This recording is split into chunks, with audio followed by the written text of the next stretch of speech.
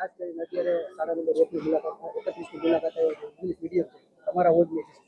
આદરણીય પ્રધાનમંત્રી શ્રી નરેન્દ્રભાઈ મોદી સાહેબની 12 વર્ષની જે વિકાસ યાત્રા રહી છે અને જે રીતના દેશનું સુકાન સંભાળી અને એમને રાષ્ટ્રીય કીર્તિમાન અંકિત કર્યો છે ત્યારે 4399 દિવસ પૂર્ણ કરી અને એમને જે રેકોર્ડ આપ્યો છે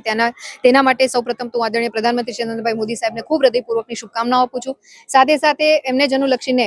પ્રગતિ પથ યાત્રા અંતર્ગત આજે જામનગર મહાનગરની 78 વિધાનસભાની નગર પ્રાથમિક શિક્ષણ સમિતિ દ્વારા સંચાલિત શાળા નંબર 31 ની મુલાકાત લેવામાં આવી, જેમાં હું ખાસ આ પીપી મોડેલ અંતર્ગત આ શાળા કામ કરે છે. ત્યારે નગર પ્રાથમિક શિક્ષણ સમિતિના અધિકારીગણ, પદાધિકારી શ્રી તેમજ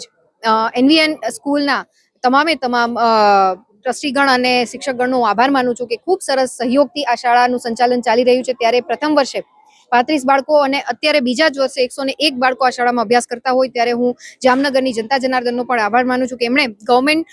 સ્કૂલ ઉપર અને ગવર્મેન્ટનું આખું જે એક માળખું છે એના ઉપર વિશ્વાસ સંપાદિત કર્યો છે. આવનારા સમયમાં ક્રમિક વર્ગ વધારા માટે પણ અમે એપ્લાય કરવાના છીએ. ત્યારે હું પુનઃ જામનગરની જનતાને કહું છું કે વધુમાં વધુ બાળકો આપણે આપણી ગવર્મેન્ટ સ્કૂલમાં એનરોલ કરાવીએ અને આ પ્રકારનું જે ઇંગ્લિશ મીડિયમની શાળા છે ત્યાં ખૂબ સરસ રીતે એમનું ભણતર છે પૂરું થાય. કેમ કે ગુજરાત રાજ્યનું શિક્ષણ વિભાગની એક મોરલ રિસ્પોન્સિબિલિટી છે, જવાબદારી છે કે ગુજરાતનું કોઈ પણ બાળક જે છે એ